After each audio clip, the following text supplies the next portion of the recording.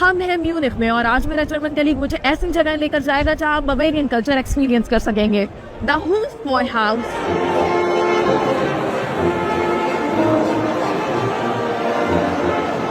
वाह, क्या माहौल है। लूकस, ये सब तो सिर्फ पोर्क और बियर है ना? That's the Bavarian way.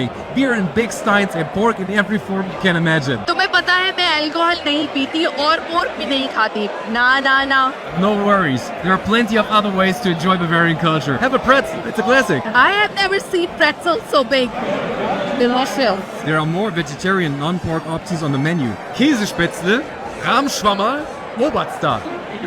और ये लिबास, ये कितने मुनफरिद हैं। The dirndl is a fitted dress for women, and lederhosen are leather shorts for men. इस वक्त मैं कल्चरल शॉक में हूँ, लेकिन पॉजिटिव वे में। And now you get a huge stein too. Yeah, alcohol-free. Cheers! Cheers to exploring new places and embracing different cultures. आपको Bavarian culture में सबसे अच्छा क्या लगा? Comments में बताएं.